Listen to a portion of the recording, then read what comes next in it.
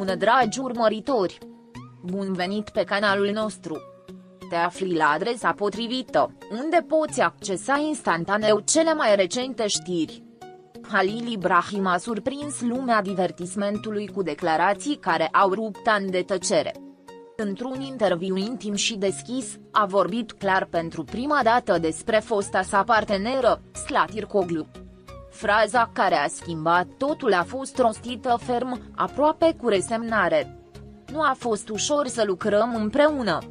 O propoziție simplă, dar încărcată de istorie, emoții și răni încă deschise.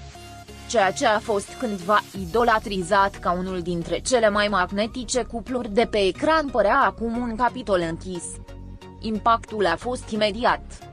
În câteva minute, rețelele de socializare au fost inundate de comentarii ale fanilor care nu-și puteau crede ce tocmai auziseră.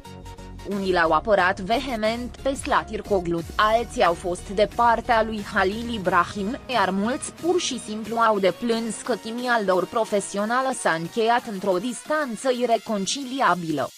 Ceea ce a fost o amintire nostalgică a devenit o discuție aprinsă.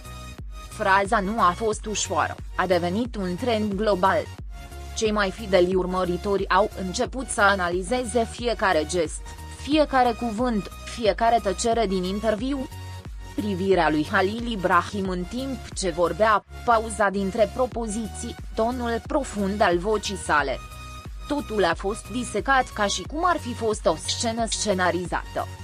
Dar nu a fost implicată nicio acțiune actoricească. Doar adevărul dur al unei relații de muncă care, potrivit lui, a lăsat mai multe crăpături decât amintiri. Și această dezamăgire a fost ceea ce i-a surprins cel mai mult pe mulți. Varamele au fost de așa natură încât presa s-a năpustit asupra poveștii ca niște șoimi. Revistele de bârfe s-au grăbit să-și umple coperțile cu titluri senzaționale. Magia s-a terminat, 10 core. Pe platourile de filmare și Halil Ibrahim lansează bomba au fost câteva dintre expresiile care au împodobit știrile zilei. Ceea ce părea un comentariu singular s-a transformat într-o furtună mediatică de proporții epice. Între timp, tăcerea lui Slatirkoglu a devenit și mai asurzitoare. Actrița, mereu rezervată în ceea ce privește viața sa profesională și emoțională, a ales să nu răspundă. Și în această decizie, mulți au interpretat eleganța, alții strategia, iar unii, pur și simplu distanța emoțională. Dar adevărul este că ecoul declarației lui Halil Ibrahim a ajuns la ea la fel, puternic și fără nicio posibilitate de a o evita. Forumurile de fani, care ani de zile au alimentat fantezia unei reconcilieri artistice sau chiar personale, au fost cufundate într-un amestec de tristețe și furie. Speranțele de a-i vedea din nou pe scenă s-au spulberat într-o clipă. Comentariul lui Halil Ibrahim nu a închis doar o ușă, a întuiat-o și a aruncat chei al mare. A fost confirmarea definitivă că trecutul nu se va mai întoarce. În culise, unii membri din industrie au început și ei să-și exprime opinia. Colegii de distribuție, membrii echipei și colaboratorii apropiați și-au amintit tensiunile trăite în acea perioadă, deși au rămas întotdeauna discreți. Totuși, ceea ce fusese șoptit anterior prinde acum contur în murmure comune. Nu a fost ușor, părea să fi fost simțit de mai multe persoane. Dar de ce să vorbească acum? Aceasta a fost întrebarea pe care și-o puneau mulți. Unii cred că Halil Ibrahim avea nevoie pur și simplu să elibereze ceea ce purta în el de ceva vreme. Alții sugerează că a fost o modalitate de a închide definitiv un ciclu care, în ciuda succesului său profesional, îi provocase epuizare emoțională. Poate că nu există un singur răspuns. Poate că, ca toate poveștile sparte, există pur și simplu multe straturi de emoții împletite. Interviul, care a fost vizionat de milioane de oameni în doar câteva ore, a devenit un document emoționant pe care mulți îl vor prețui. În el, Halil Ibrahim nu a vorbit doar despre Slatirkoglu, ci și despre modul în care acea perioadă i-a modelat cariera. deși nu a oferit detalii specifice, a fost clar în a sugera că experiența a lăsat o amprentă profundă. Uneori, cuvintele au mai multă greutate pentru ceea ce nu spun decât pentru ceea ce exprimă direct. Dintr-o perspectivă artistică, această despărțire declarată marchează și un punct de cotitură. Mulți regizori care visau să se reunească pe ecran se îndoiesc acum că este posibil. Companiile de producție, întotdeauna precaute în privința dinamicii de pe platourile de filmare, ar putea prefera să păstreze distanța pentru a evita tensiuni viitoare. Astfel, mărturisirea lui Halil Ibrahim nu numai că a mișcat publicul, a și remodelat peisajul profesional.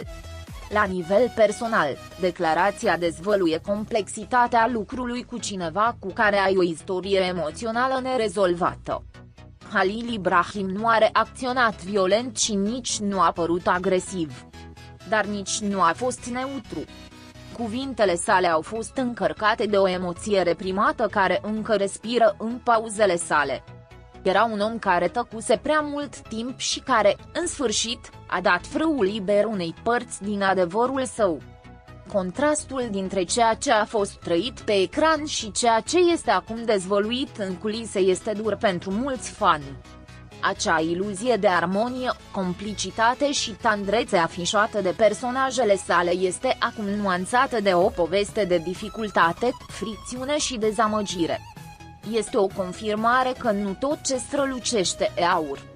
Și că actoria, oricât de perfectă ar părea, nu reflectă întotdeauna realitatea emoțională. Unele instituții media internaționale au reiterat și ele subiectul. Fenomenul fanilor care i-a înconjurat pe Halil Ibrahim și Zlatirkoglu nu a fost doar local. A avut un impact în 10 de țări. Din acest motiv, interviul a fost tradus și comentat în mai multe limbi, mărindu-i și mai mult raza de acțiune. Povestea unui duo artistic care a ajuns în umbră a ajuns chiar și pe prima pagină a ziarelor europene. Paradoxal, comentariul lui Halil Ibrahim a generat și empatie. Mulți telespectatori, obișnuiți să idealizeze celebritățile, au apreciat onestitatea. "Vă mulțumesc că ați arătat că și ei sunt oameni, a scris un fan pe rețelele de socializare. Într-o industrie care adesea deghizează conflictul cu zâmbete false, declarația s-a sunat ca o gură de aer proaspăt. În mijlocul controversei, au existat și cei care au cerut respect. Nu știm prin ce au trecut, doar ei își cunosc adevărul, a fost unul dintre cele mai repetate comentarii. Și aceasta este probabil singura certitudine în mijlocul acestei tulburări. Totul este interpretare, conjectură și sentimentele amestecate ale unui public care își iubește prea mult idolii." Zlatirkoglu nu a emis până acum nicio declarație. Dar tăcerea ei vorbește și ea de la sine. Unii îl consideră un răspuns elegant, alții o strategie calculată, iar unii cred că este pur și simplu indiferență. Fie cum ar fi, contrastul dintre nemișcarea ei și cuvintele lui Halil Ibrahim este atât de puternic încât nu mai este nevoie de nimic mai mult pentru a înțelege distanța dintre ei. Săptămânile următoare vor fi cruciale pentru a vedea dacă vreunul dintre ei va mai vorbi despre acest subiect. Dar, deocamdată, ceea ce s-a spus, s-a spus. Și adevărul este că, cu o singură propoziție, Halil Ibrahim a rescris istoria publică a unuia dintre cele mai iubite duete de către public. Nu există cale de întoarcere. Nu a fost ușor să lucrăm împreună. Va rămâne întipărit în memoria a milioane de oameni pe epitaful unei relații artistice care, în ciuda strălucirii sale pe ecran, a ascuns umbre greu de ignorat. Și că orice adevăr rostit cu fermitate a lăsat o amprentă de neșters. Pascali.